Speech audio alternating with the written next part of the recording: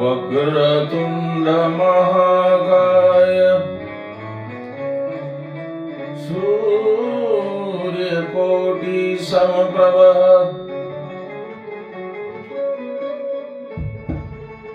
वक्रतुंड महाकाय सूर्यकोटि समप्रभ निर्विघ्नं कुरु मे देव सर्वकार्येषु सर्वदा निर्विघ्नं कुरु मे देव सर्वकार्येषु सर्वदा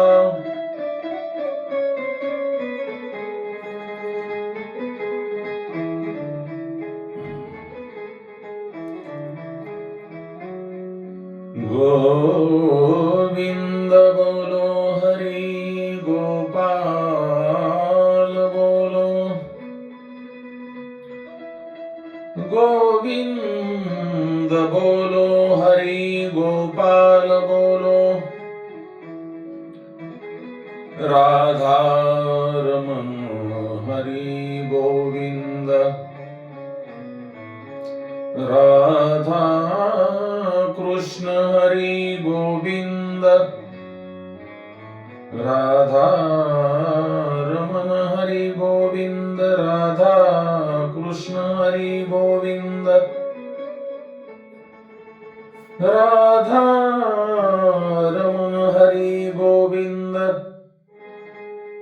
राधा कृष्ण हरि गोविंद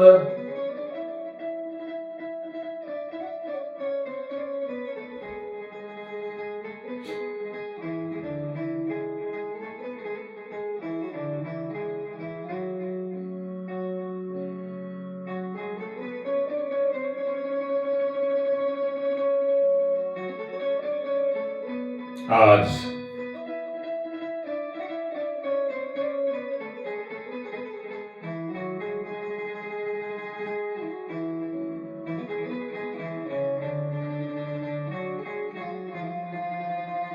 आपण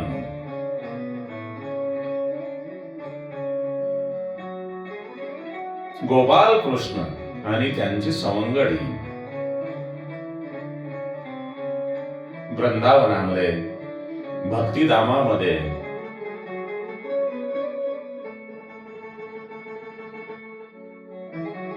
आगासुराला मारून त्याचा वध करून सर्वजण भक्तीमध्ये रंगलेले आहेत.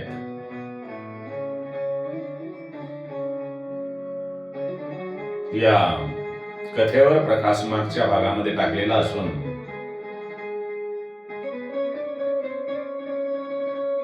आज आपण ती कथा पुढे घेऊन चालत असताना श्रीकृष्णांनी परमात्म्याने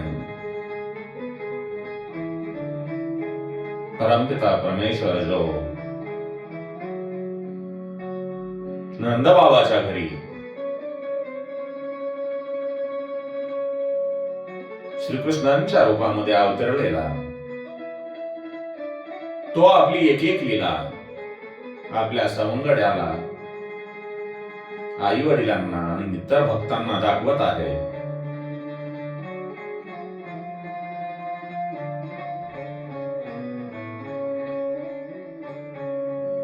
वृंदावन धामामध्ये असताना कान्हा श्रीकृष्ण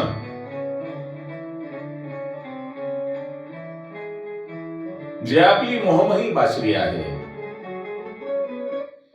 ज्या बासरीने कान्हा सर्वांना मोहित करतो, गाई वासरे ती म्हणजे देव आणि ऋषी ज्यांनी भगवंत द्वारकेमध्ये द्वापार युगात अवतार घेणार असल्यामुळे त्यांनीही गायींच्या आणि वासरांच्या रूपामध्ये त्या ठिकाणी जन्म घेतलेला आहे आणि त्यांना गोपिकांना कान्हा श्रीकृष्ण आपली मोहमयी बासरी वाजवून सर्वांना आनंद देतात, सर्वांचे मनोरंजन करतात. तीच बासरी कान्हांनी आपल्या कमरेला खोवलेली आहे. श्रंग आणि काठी कान्हाने आपल्या बगलेमध्ये घट्ट पकडलेली आहे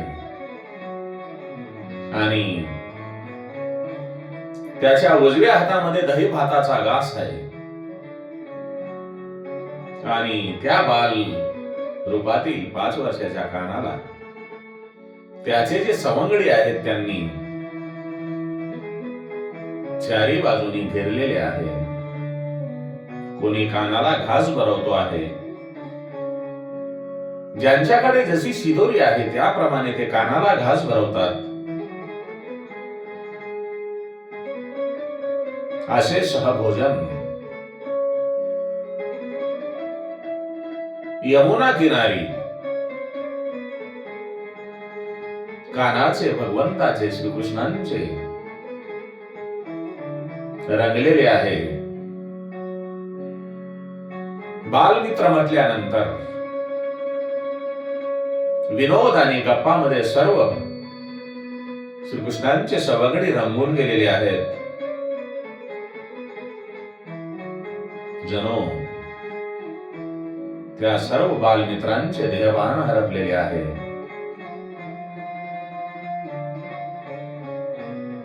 सारे विश्व, संपूर्ण जग त्यांच्याकडे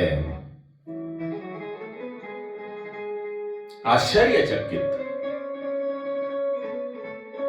होऊन पाहत आहे. कारण त्या बालरूपातील कृष्णांच्या आणि सवंगड्याच्या ज्या लीला आहेत त्या लीला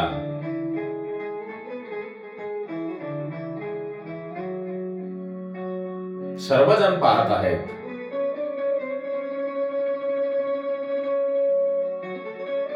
आगासुराने जे अजगराचे रूप घेतले होते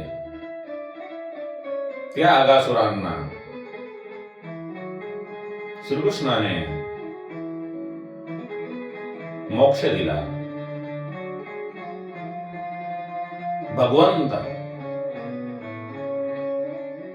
जे विरोधी लोक आहेत त्यांना सुद्धा मारून मोक्ष देतात. तर मग आपण भगवंताचे नाम संकीर्तन केल्यानंतर आपणाला भगवंत का मोक्ष देणार नाहीत? नाम संकीर्तन साधन पै सोपे, जळतील पापे जन्मांतरीची.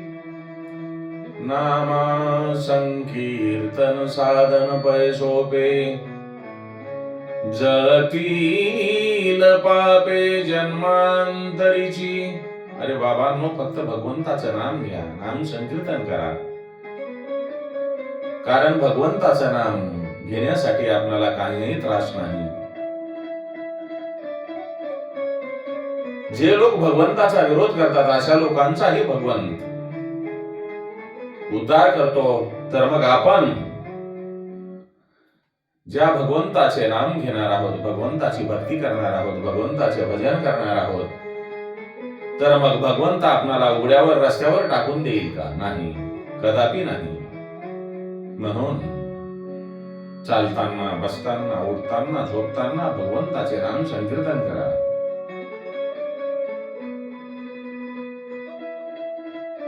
आगासुराला श्रीकृष्णांनी मोक्ष दिल्यानंतर ब्रह्मदेवांना आश्चर्य वाटते. हा बाल रूपातील जो कृष्ण आहे तो आहे ते कोण? जो पापी जीवांनाही मोक्ष देतो. हे पाहण्यासाठी ब्रह्मदेव वृंदावनातील यमुनेच्या किनाऱ्यावर येतात. तेव्हा श्रीकृष्ण हे आपल्या सवंगड्यासह दंग असताना, भोजनामध्ये दंग असताना, खेळण्यामध्ये दंग असताना, त्यांची जी गाय वासरे असतात ती चरत चरत दूरवर जातात. तेव्हा ब्रह्मदेव त्यांना आपल्या मायेने ब्रह्मलोकामध्ये घेऊन जातात. बालकृष्णांची आणि सवंगड्याची खेळण्याची, बागडण्याची किमया संपल्यानंतर त्यांना आपली जी वासरे आहेत, गो वासरे दिसत नाहीत. म्हणून ते शोधण्यासाठी कृष्णाचे सवंगडी उठू लागतात. तेव्हा श्रीकृष्ण त्यांना सांगतो, तुम्ही इथेच थांबा, मी त्यांना शोधून आणतो. वासरांना श्रीकृष्ण शोधण्यासाठी जातो, पण त्यांना वासरे दिसत नाहीत. तो परत यमुनेच्या तीरावर येतो, तेव्हा त्यास सवंगडीही दिसत नाहीत. ब्रह्मदेव श्रीकृष्णांची परीक्षा घेण्यासाठी त्या बालकांना सुद्धा ब्रह्मलोकामध्ये आपल्या मायेने घेऊन जातात. मग कानाच्या श्रीकृष्णांच्या लक्षात येते, ही तर ब्रह्मदेवांची माया आहे. मग श्रीकृष्णही आपला प्रभाव दाखवतात. भगवंताची जी योग शक्ती आहे, त्या योग शक्तीने ती वासरे आणि संगडीही निर्माण करतो. तोच श्रीकृष्ण आणि चरणारे तीच वासरे आणि तेच कानाचे सवंगडी आणि जशास तसे त्यांच्या अंगावरील वस्त्र भगवंत काना आपल्या योग मायेने तयार करतो. सुखदेव राजा परीक्षितांना सांगतात, हे राजन, ज्या वेळेला काना हा तीच वासरे तीच सवंगडी तयार करतो, कारण हे जग जे आहे विष्णुमय आहे. विष्णुमय जग वैष्णवांचा धर्म. जसं हे अभंग काव्य आहे, त्याप्रमाणे हे संपूर्ण जग जे आहे ते विष्णुमय आहे. हे जणू श्रीकृष्णांनी ब्रह्मदेवांना दाखवून दिलेले आहे. कानांची श्रीकृष्णांची लीला ही वर्षभर चालते. स्वतः श्रीकृष्ण गो बालकांचे रूप घेऊन आपल्या सवंगड्याच्या घरी जातो. त्यांच्या मातांना त्यांचे पुत्र होऊन भेटतो. वृंदावनातील प्रत्येक गोट्यात तो वासरांच्या रूपाने गेला आणि प्रत्येक गायीला तिचे वासरू म्हणून भेटला. आहा, काय आघात दिला आहे. जे देव ऋषीगण भगवंताचे दर्शन घेण्यासाठी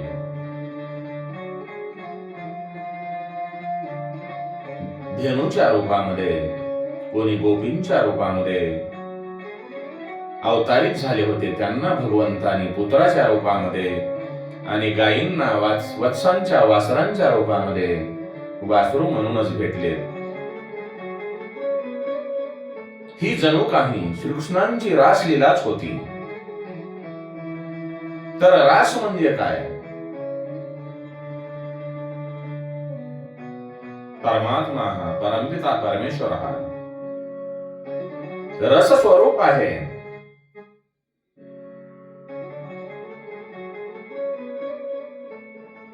स्वरूप ईश्वरा बरोबर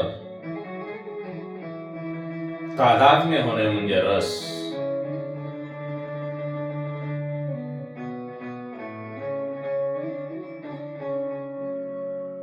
स्वरूप ईश्वरा बरोबर तादात्म्य होणे, एकरूप होणे म्हणजे रस. आणि रसात्मा ईश्वरा बरोबर अभिन्न भाव होणे म्हणजे रास. श्रीकृष्णांनी जेव्हा बालकांचे आणि वासरांचे रूप घेतले तेव्हा गोपिकांना आणि गायींना वात्सल्य रसाचा मात्र प्रेमाचा आनंद दिला. त्यांना आपल्या पुत्राबद्दल आणि वासराबद्दल अधिक प्रेम वाटू लागले. कारण भगवंत स्वतः श्रीकृष्ण स्वतः वत्सांच्या आणि सवंगड्याच्या रूपामध्ये त्यांच्या बरोबर प्रेम वाटू लागले.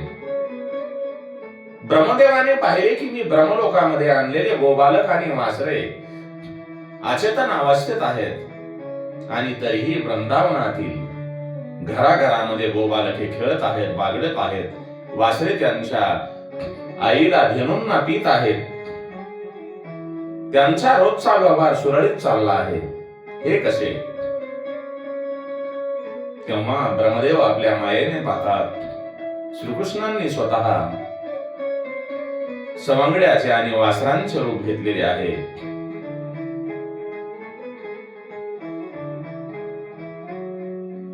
बघ, ब्रह्मदेव विचारात पडतात. मी ब्रह्मलोकामध्ये वासरे आणि गोबालक लपवून ठेवली आहेत. ती खरी का वृंदावनामध्ये खेळणारी गोबालक आणि वासरे खरी?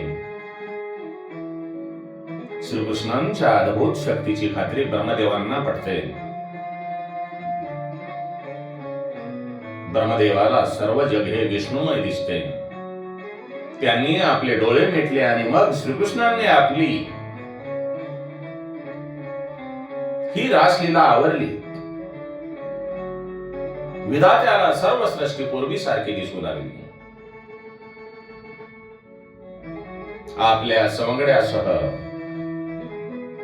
सहभोजनामध्ये दंग असलेला भगवान श्रीकृष्ण, हातामध्ये दही भाताचा घास घेतलेला श्रीकृष्ण ब्रह्मदेवांना परत दिसला. वासरांना शोधायला निघालेला श्रीकृष्ण त्यांना दिसला. ब्रह्मदेव धावत धावत यमुना तीरी येतात. ब्रह्मदेवांनी श्रीकृष्णांच्या पायावर लोळण घातली आणि चरणी नतमस्तक होऊन त्यांची स्तुती करू लागले. हे घनश्यामा, तुझा हा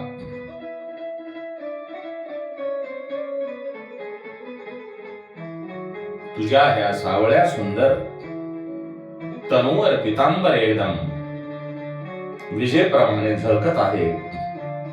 हे काना, तुझ्या कानातली मकर कुंडले तुला शोभून दिसत आहेत.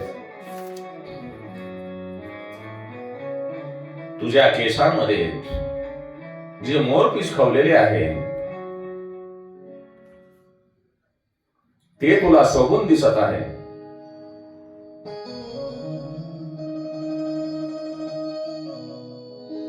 छातीवर रुळणारी ती वैजंती माला आणि तुझ्या हातातला दहीवास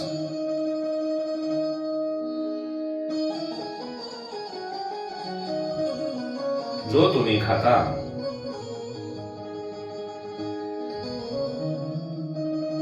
ते तुम्हाला सुंदर वाटत आहे.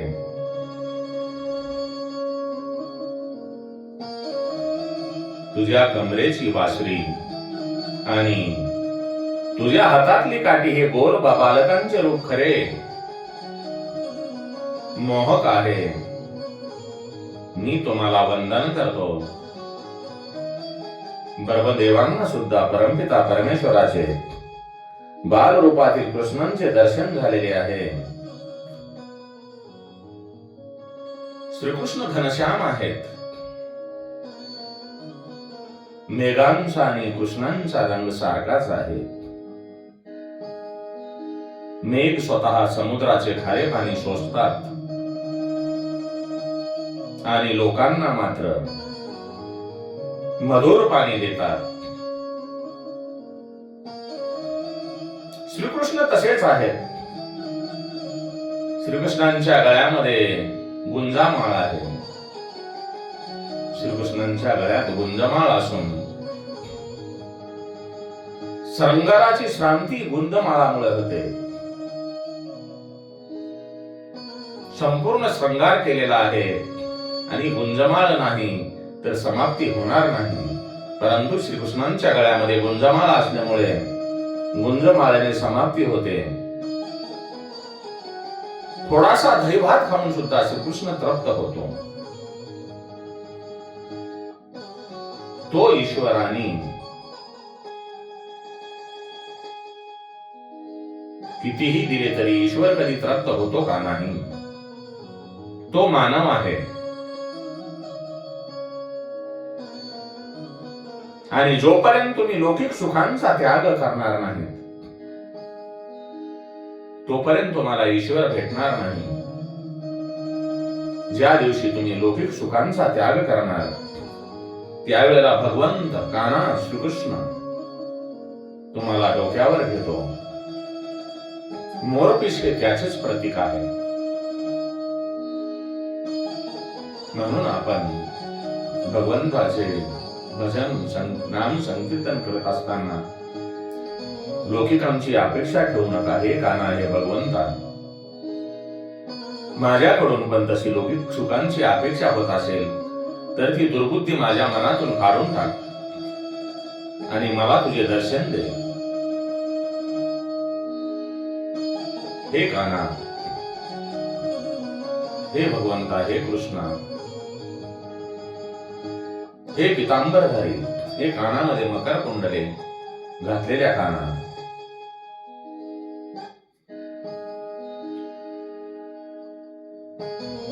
आपली माझ्यावर कृपा करून मला आपले दर्शन द्यावे. म्हणून प्रत्येकाने भगवंताची भक्ती करत असताना किंवा भगवंताचे नाम संकीर्तन करत असताना आपले देहभाव विसरून जावा आणि लौकिक सुखांची अपेक्षा ठेवू नये. लौकिक सुखांची अपेक्षा नाही ठेवली, तिचा त्याग केला तर भगवंत आपल्याला मोर पंखाप्रमाणे त्यांच्या डोक्यावर धारण करतात. ब्रह्मदेव श्रीकृष्णांची स्तुती करताना म्हणतात, हे कृष्ण, हे तुमचे जे रूप आहे तुम्हाला संकल्पाने प्राप्त झालेले आहे. ते पंचमहाभूतांनी साकारलेले नाही. तुमचे स्वरूप हे प्राकृत नाही, ते अलौकिक आहे. जीवाला जे शरीर प्राप्त होते ते त्याच्या कर्मामुळे होते. परमात्मा स्वइच्छेने प्रकट झालेला आहे. म्हणून तुमचे रूप ही आनंद स्वरूप आहे. निराकाराने आकार धारण केला असला तरीही त्याचे स्वरूप कधीही बदलत नाही. वृंदावनातील सवंगडी, इथले गोप आणि गोपी आणि इथल्या गायी सुद्धा किती भाग्यवान आहेत. त्यांना तुमच्या सहवासामध्ये जीवन जगण्याचे भाग्य लाभलेले आहे. मग ब्रह्मदेव ब्रह्मलोकामध्ये लपवून ठेवलेली वासरे आणि गोपाल कृष्णांची सवंगडी परत श्रीकृष्णाकडे आणून सोडतात आणि त्या क्षणी श्रीकृष्णाने निर्माण केलेली वासरे आणि मत्स्य माया रूपाने नष्ट होतात. तेव्हा गोपाल श्रीकृष्णांना म्हणतात, अरे कृष्णा, आपली वासरे सापडली का रे? आम्ही अजून एक घास सुद्धा खाल्ला नाही. हे कान्हा, तुझ्याशिवाय आम्हाला शिदोरी गोड कशी लागणार? सर्वांनी मग भोजन केलेले आहे. संध्याकाळ झाली. सूर्य अस्तांना गेलेला आहे. श्रीकृष्ण वासरे, धेनू आणि आपले सवंगडी घेऊन वज्रभूमीकडे परत निघालेला आहे. वाटेत आगासुराचा देह पडलेला होता. सर्व बालक आपापल्या घरी आले. आई वडिलांना गोपालकृष्णांचा पराक्रम सांगितला. मध्ये वर्षभर काळ कसा गेला हे कोणालाही कळले नाही. राम आणि कृष्ण हे पूर्ण अवतार आहेत. श्रीकृष्णांनी एका लीलेमध्ये देवांचा पराभव केला. वत्स लीलेमध्ये त्यांनी ब्रह्मदेवांचा पराभव केला आणि गोवर्धन लीलेमध्ये इंद्रांना नमवले, तर रास लीलेमध्ये त्यांनी कामाचा नाश केला. श्रीकृष्ण आता 7 वर्षाचे झाले होते. ते यशोदेला म्हणतात, माते मी आता मोठा झालो आहे. मी आता रोज गायी चारायांना घेऊन जाऊन मी आता घरी बसणार नाही. मी आता रोज गायींना चारायला नेत जाईन. मग यशोदा शांडिल्य ऋषींना विचारून गोपाळ व्हायचा मुहूर्त काढते आणि कार्तिक महिन्यातील शुक्ल पक्षमीचा कार्तिक महिन्यातील शुक्ल पक्षातील अष्टमीचा दिवस नक्की होतो. प्रातःकाली ब्राह्मण आले, गंगा पूजन झाले.